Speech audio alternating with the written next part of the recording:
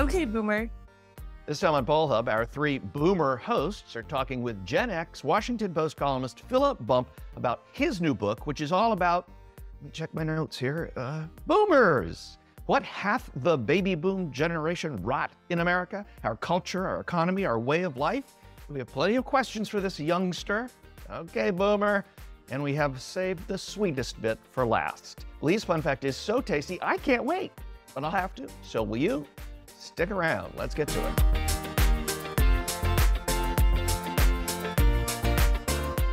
And hi, everybody. Welcome to Poll Hub. I'm JD Dapper. I'm Barbara Carvalho. And I am Lee Marinkoff. And the one thing, well, maybe not the only thing, but one of the things we have in common is that we are all baby boomers, for better or for worse. We're different ends of the baby boom generation, but we're all boomers. And if there's one thing about the boomer generation, I think, at least in my lifetime as a boomer, is we've gotten a whole lot of attention and given ourselves a whole lot of attention. And now somebody from the Gen X generation has given us some attention too. Philip Bump, who's a columnist for the Washington Post, you've probably read him, talks a lot about data. We love him because he uses charts and talks about data. Great. That's in our alleyway here. We love this stuff. But he's written a book called The Aftermath, The Last Days of the Baby Boom and the Future of the Power in America. I don't know if I love this last days of the baby boom, but hey, I guess I'm getting there. Philip, welcome. Thank you very much. You are not the first person to raise that point, for the record, but yes. I suspect. And I'm hopefully we won't overdo the okay boomer thing. I think maybe we already have. So right off the bat, I kind of have a question about this is the baby boom generation, I think has been so significant and so covered because it was so large. Yeah, right. And one of the things about the baby boom generation, one of the criticisms is that we are very self-absorbed. And sure enough, we have covered ourselves, like crazy. There has been so much about the baby boom generation. Why did you want to write a book about baby boomers in a field that's been tilled so kind of thoroughly, but maybe not so thoroughly? Well, one of the things to remember about the baby boom is that as the baby boom aged, it reshaped everything around it, right? And so what that means is that as the baby boom has gotten older since the onset, since 1946, it has forced us to reconcile with a different way in which America is manifesting. And so now we have simply reached the point at which baby boomers are retiring. They began retiring about a decade ago. They are now baby boomers are almost all age 60 or over. And now we need to reckon with, now we have this much larger, older population because the baby boom was so big. And so to some extent, it is simply a function of, yes, the baby boom has received a lot of attention in part because the baby boom broke everything consistently as it got older and moved through American society. But because now we're at a point where it's breaking new stuff, we need to sort of assess that. But also because now we are seeing for the first time since the baby boom began, a real competition between boomers and a younger generation, particularly the millennials and Gen Z, for resources, attention, political power, and all these sorts of things. For the first time, the baby boom is having to reconcile with being challenged on its power. And so it seemed like a good moment to sit and look at what's going to happen over the intermediate, over the immediate term in terms of the baby boomers getting older, but then over the long term, once the baby boom is no longer this dominant force in economics and culture and politics, what does that mean for the United States? So when we all die? Yeah, there's no nice way to say it, but yeah, yes, unfortunately. And the share, just to put it in perspective, millennials are now the plurality of the population. They're the biggest share at 22%. Baby boomers are 21.8. We've slipped just behind millennials, and Gen Z is a little over 20%.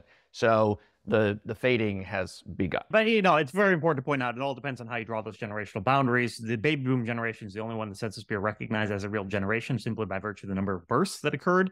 And so, yeah, it's somewhat subjective, but yes, generally speaking, that's exactly what we're talking about. Yeah, so, we're pollsters, and for pollsters and people who deal with, wanting to quantify everything. The concept of generation is a really handy tool.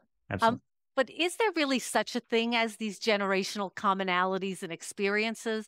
Or are we forcing a lot of square pegs into round holes and perhaps contributing more to stereotypes than analysis? I think there are three things happening. The first is, yes, it is very useful for us to talk about cohorts of people as they move through time, right? It is a lot more useful to say, the baby boom generation than to say people who were born from 1946 to 1964 and therefore were turning the age, like it's just easier, right? It's easier to call me Gen X, and you know what that means in terms of when I was born, thereabouts. Same thing with millennials, same thing with Gen Z. You get a little fuzzy at the edges. I like to compare it to astrology. It's sort of made up, and at the edges, everything gets a little wonky. But that's apt. It's also apt from the standpoint that, yes, we tend to attribute to the generations characteristics that they don't hold universally in the same way that we do with horoscopes. It is absolutely the case that there are defining events that occur within the lifetimes of a cohort that help shape who they are in reaction to things, right? The Great Depression, how that shaped that generation of people in a way that is different than my generation, for example. School shootings, the way that's affecting younger Americans in a way that's different than older Americans, right? There are these things that happen that overlap with our generational identifiers that are significant and important, but they are not necessarily things that mean we can universally attribute, look, I'm Gen X, that we were always the slackers. I feel like I'm not really a slacker, right? But I get it. It's the third reason we do this stuff is because it's fun. In the same way the horoscopes are fun. It's fun to be like, you boomers, you millennials, yada yada yada. There can absolutely be some real tension there, but it's also just sort of fun to use these categories very broadly. So you mentioned that the census identifies boomers as the one generation. What made them? Yes. Yeah. What made them so different? Just demographically, there's a massive surge in births, right? The baby boom is, it does what it says on its tin, right? In 1945, there were about 140 million Americans, and over the course of the next 19 years, more than 76 or nearly 76 million babies are born. It's huge. It's more than 50% of the population at the end of World War II is being born, and that forces all these changes on the United States that I referred to earlier. And so you can if you look at a graph of births in the United States, you can see the baby boom. Anyone, you don't need to be a demographer, and that makes it distinct and identifiable, distinctively identifiable. One of the things I find, and this is all fascinating stuff, but so I grew up. I was in college when you didn't trust anybody over 30. That right. was the sort of the generational line, and we always thought that because we were such a big group, that we would always dominate the culture. We would always dominate politics because we were the big hunk of people going through. And now we seem to be getting at a point where we're being pushed, which is a way of, talking more politely about we're starting to die. But the politics seems to be lagging. In other words, we have all these presidential candidates who are pushing 80 or sure. even beyond. Like, did the greatest generation hold on to everything like I feel the boomers are? Like Joe Biden, right. Donald Trump, Hillary Clinton, Pelosi. Seems like we got a lot of, aging boomers who are still calling the shots. Right. Yeah. So there's two things I'd pull out from what you said, and you're right. The first is that the baby boom itself is not politically consistent. You guys are pollsters, you understand this, but the best example I like to use here, and actually gets to your older versus younger boomer framing, which I think has some validity and reinforces the point that not all boomers are the same. There are three American presidents who are baby boomers who were born within 2 months of each other. Donald Trump was born in June 1946. George W. Bush was born in July, and Bill Clinton was born in August of 1946, right? And if you think about them, they represent both three different aspects of American politics right now. Trump, the hard right Republican, Bush, the establishment Republican, and Clinton, the liberal Democrat. But they also, when they were elected, reflect changing political values of the baby boom generation to some extent. Baby boomers were excited about Bill Clinton running in 1992. They helped elect George W. Bush in 2000, and of course, Donald Trump in 2016, right? So you see those evolutions over time. It is the case that Congress now is much older than it used to be, to your point about legislators being older. Part of that is the power of incumbency. Dianne Feinstein has been in the Senate since 1992. Chuck Grassley is almost as old as she is, a couple months younger. He just got reelected last year, right?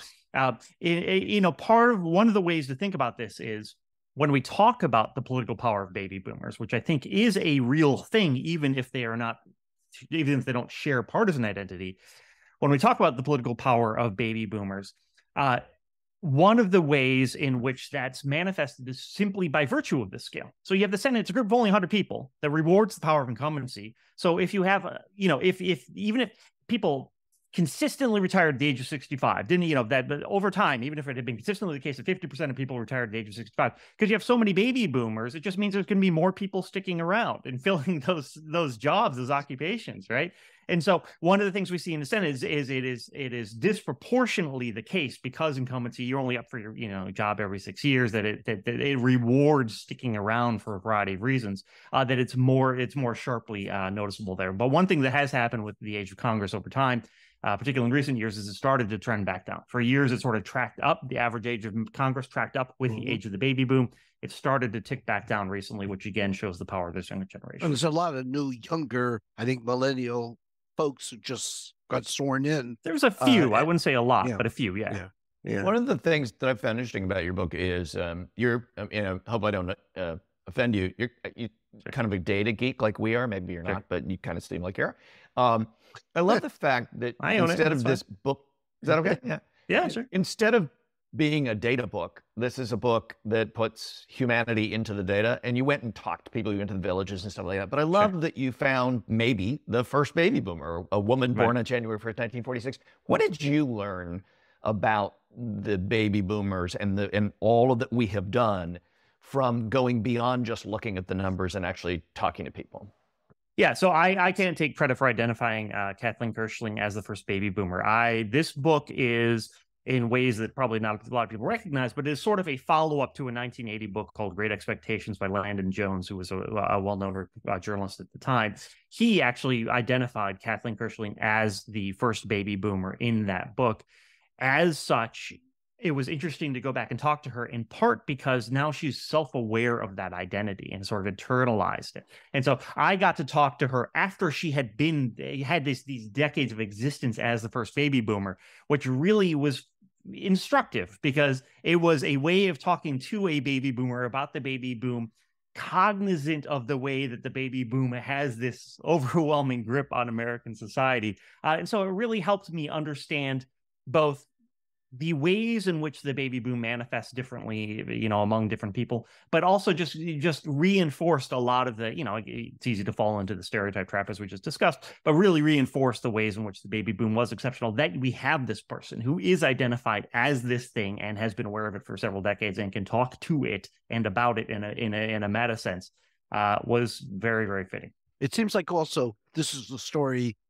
If there was a flip side to the book, it's a story about American immigration also, right? And how we accepted people or didn't accept people, almost depending upon whether we needed more people. And I find that kind of interesting, because yes, so my grandparents were of the 1905 immigration, right, and that was a certain group. I don't think necessarily of the period I lived in as a shifting acceptance of immigration or not, but from the book and from thinking about it this way, it certainly is. It's a story about, how open our doors are and how closed they are, I guess. No, very much so. One of the things that I didn't realize until I started researching the book was that the baby boom began and existed in a period in which American immigration was at a historic low, right? There had been a big backlash against particularly Southern European and Eastern European immigrants in the early 1900s that led to new restrictions on immigration, also from Asia and things along those lines. That didn't end until after the baby boom ended. And so the demographer I spoke with pointed out that the average immigrant in 1946, when the baby boom started, was somebody's grandparent. Was someone who immigrated from Europe, to your point, several decades earlier. Then immigration laws opened up in the mid-1960s, and we saw this influx of people from Asia and Central America and Mexico that not only reshaped the American population in terms of scale, but also demographically. And so we see a lot of backlash in this moment politically from this older generation, not only boomers, and not all boomers, but within the boomer generation in particular, that is a very, very white generation. We see this backlash to the changing face of America, which itself is, of course, we can dive into whether or not that's an accurate representation by itself. But we see some of that backlash, and it is because very literally America looks different now than it did then, which is very much a function of immigration. You do talk a lot about the changes that have occurred and the impact that boomers have had both on our politics and our economy and our culture. How is the disruption in the politics that I think we're seeing right now related to these generational differences? As particularly, I think what we're seeing is this heightened discussion of Social Security, and perhaps Sure. that shouldn't be so surprising given the age and the fact that that baby boomers are now moving towards retirement and fully in retirement. Yeah, I think there are three ways, and I'll go through these fairly quickly, but three ways in which I think politics is affected. The first is the one I just talked about, these demographic changes that are triggering a lot of people's negative reactions. The second way is sort of an abstract application of politics. If you think about things like housing, older people more likely to own houses. They see it as a storehouse of value for their retirement.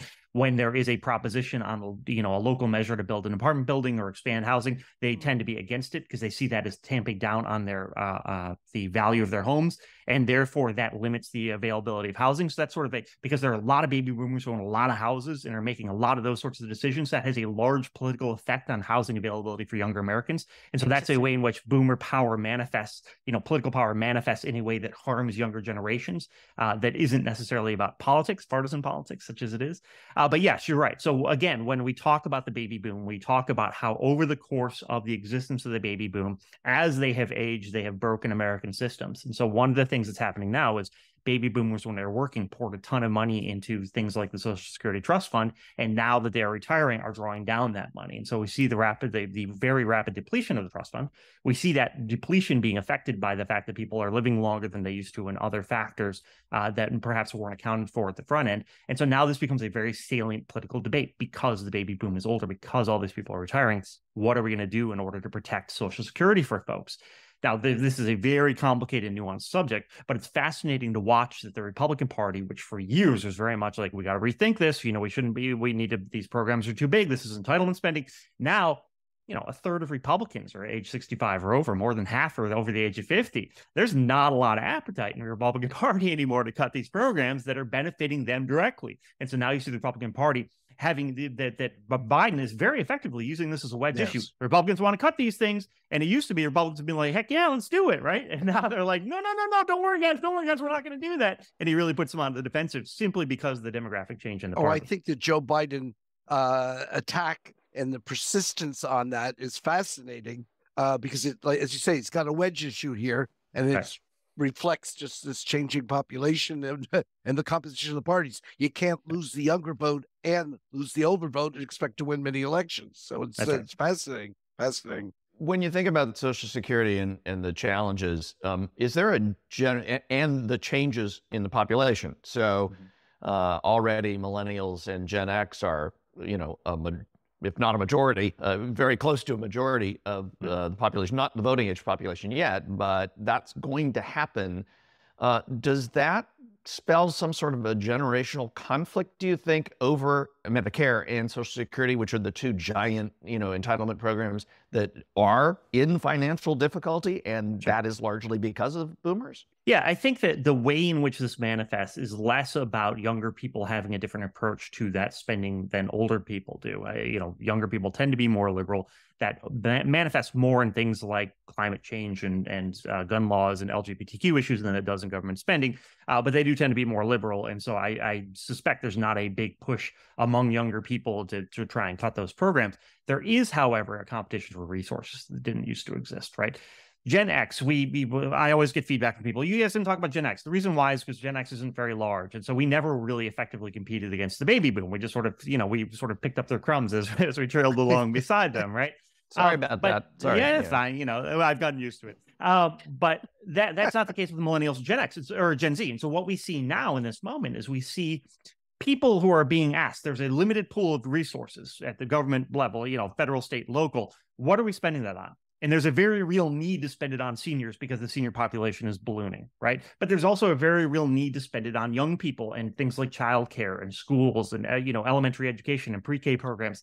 And so we see this competition, and we see this group of older voters who are overrepresented in the electorate because they vote more heavily and who have a very different set of needs. And, you guys are pollsters, you understand this, that older people are less supportive of things like bond measures for schools because they don't use them, right? But you see this competition for resources. And I think that's where it manifests. It's not that younger people are against spending on Social Security. It is instead that they see an increased need for things like increased housing and increased need for pre-K programs, et cetera, the things that you need when you're younger. And that then actually creates this competition for resources. What are the implications too economically for baby boomers now really moving out of the economy and retiring? Sure. I mean, it's taken a while. Yes, people are living longer, and when we look certainly at our political system, it's been really hard to move to the next generation of representation. But it's occurring, and it's going to continue to occur, and so it's going to have implications both for Social Security, for other government programs, and for the economy as a whole. Yeah, you're right. I mean, and obviously a lot of it's nebulous and it's hard to predict these sorts of things. And that was when I spoke with economists, many of them mentioned, be careful, don't make too many hard and fast predictions here. But yeah, there are a few things that we can be pretty confident are going to happen. One is that as baby boomers age, retire, and die eventually, there's going to be a big transfer of wealth. One firm that I spoke with estimates it's north of $50 trillion over the course of the next 2 decades. Wow. A lot of that wealth is going to be, so a lot of it's bequeathments, people's inheritances and things like that. But a lot of it is payments that are made as while people are alive, either to organizations or to family members, paying for kids' college, buying them a house, things along those lines. One of the things that we can expect is that the wealth inequality that exists in the United States will continue. The best example that I got from someone was, Ivanka Trump does not need to wait for a bequeathment in order to be rich, right? Her father has done a lot of investing in her over the course of her life. That is how this pattern works, and that is how wealth inequality continues over generations. That I think we can also expect that we aren't really sure how much of that wealth is going to go to taking care of older Americans. And this is a real question, right? If people live longer and if they get sick, how much of their wealth are they going to be able to pass on to younger generations as opposed to pass on to giant healthcare corporations, right? Which I think is a real question. Then there's the question of the workforce change. And one of the things that demographers are particularly concerned about is the relationship between the number of people who need to be cared for because they're older and the people who are in the working age population, right? And this ratio has just skyrocketed over the course of the past 2 decades because baby boomers are starting to retire and reaching age 65. And the question is, are we going to have enough people working to actually pay into the programs that these seniors need? This, again, comes back to immigration. A lot of people advocate for, well, let's expand immigration. We can bring in a workforce that can actually pay those taxes and help take care of that. But that is a tension that at this moment is unresolved. Yeah, I find it interesting in our talking, the diversity within the baby boomers. And before we got on talking to you, the three of us, the three boomers, were talking about how we identify. And because I am the eldest, my points are of identification are the 60s, sure. The assassinations, Great Society, Vietnam War. For Barb and Jay, that's very different. We were in nursery school when that happened. Sure, yeah. Although they are older and wiser than their years, I will say. But is this common within the different generations that we have this kind of diversity? And are the baby boomers being drawn with too big a circle? Oh, yeah. Yeah, sure. Okay.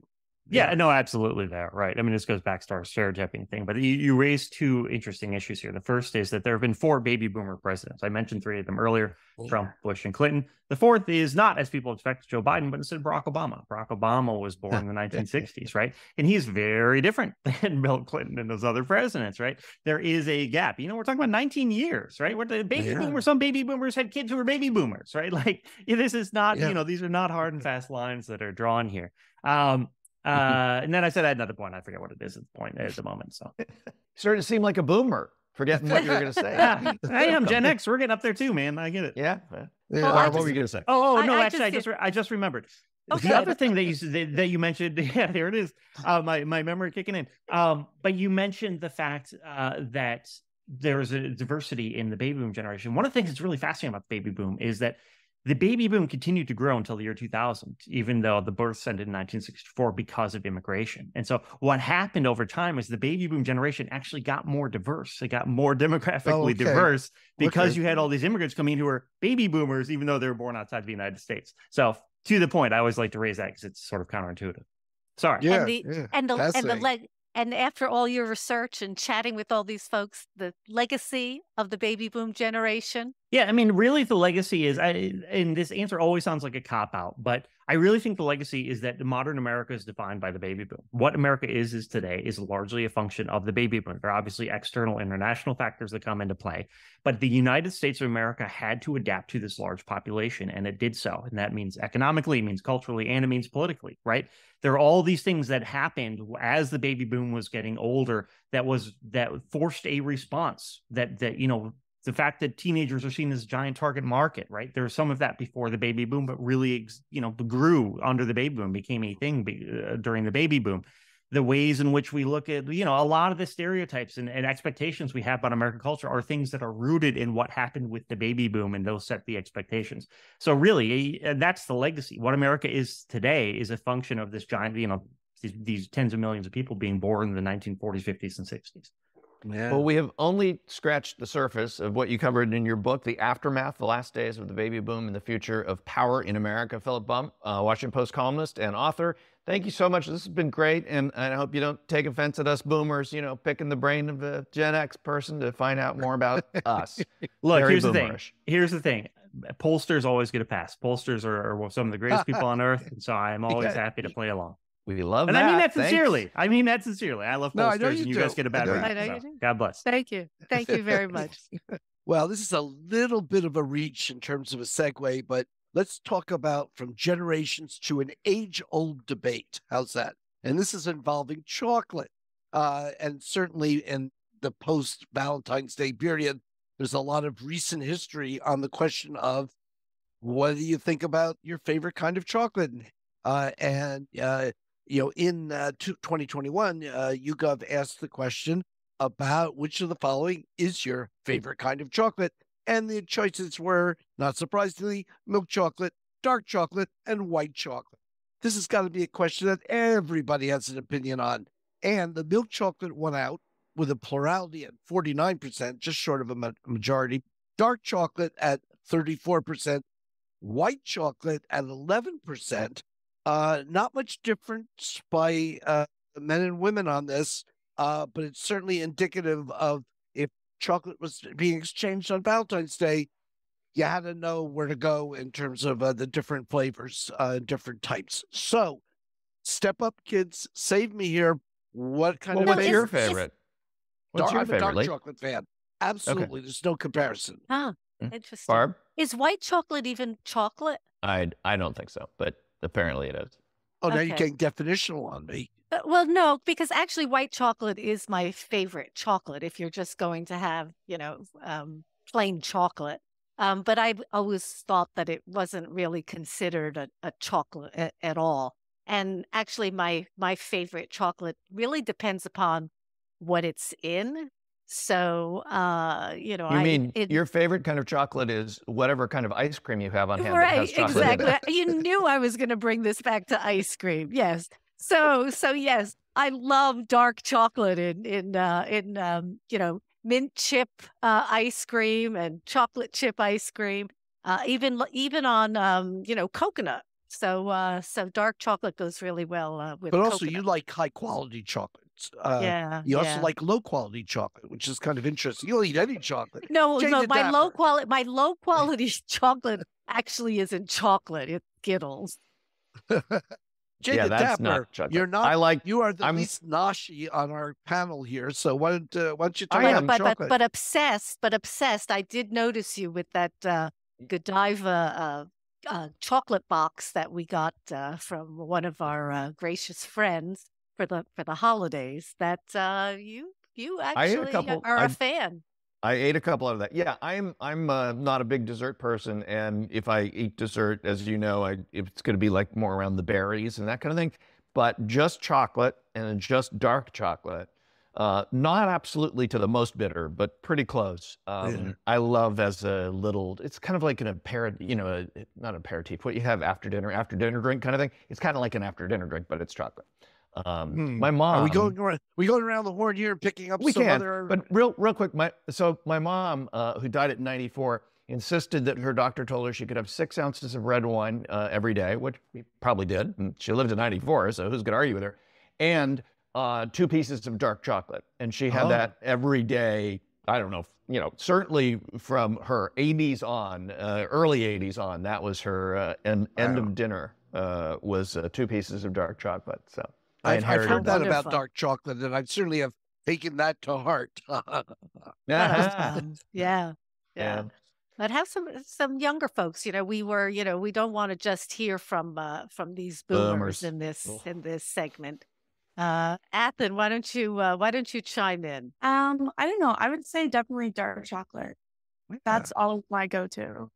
And then I used to actually work in a chocolate store for a while. Oh, So I like to consider myself an expert in chocolate. wow. Wow. So what are we missing here about people's preferences? Yeah, I don't know. I think most people don't go for dark chocolate, but they're missing Yeah. out. So Yeah. you worked in a chocolate store. Did you think white chocolate was chocolate? I mean, technically it doesn't have any cocoa in it, but I still think it is. Yeah. This is a whole new It's controversy. just the sugar. It's just the sugar and cream part. Yeah, but then it's misnamed. I mean, this is a whole new controversy I hadn't even envisioned.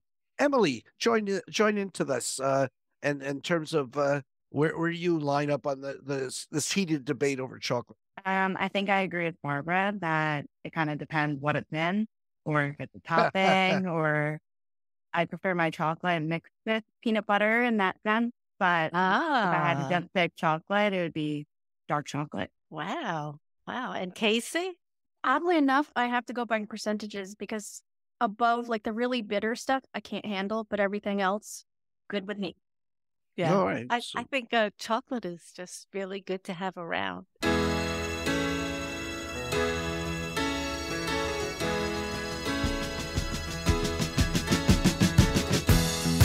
Okay, Boomer. That'll do it for Poll Hub this week. Poll Hub is produced by the Marist Poll at Marist College in Poughkeepsie, New York. Mary Griffith is our executive producer. Casey Schaff is our production supervisor. The Poll Hub team includes Athen Hollis and Will Promizel. If you enjoy Poll Hub, please consider leaving a review. Positive reviews help other listeners like you find us. If you'd like to learn more about polling and survey science, check out the Marist Poll Academy, our free online learning portal accessible from our website. If you have questions for us, tweet them directly to @MaristPoll. Remember, you can always tell your smart speaker to play Poll Hub. And with any luck, it will cooperate. Finally, wherever you listen to Poll Hub, There is a subscribe button. Click it, and the latest episode will be ready for you in your podcasting app as soon as it's released. We'll see you next time.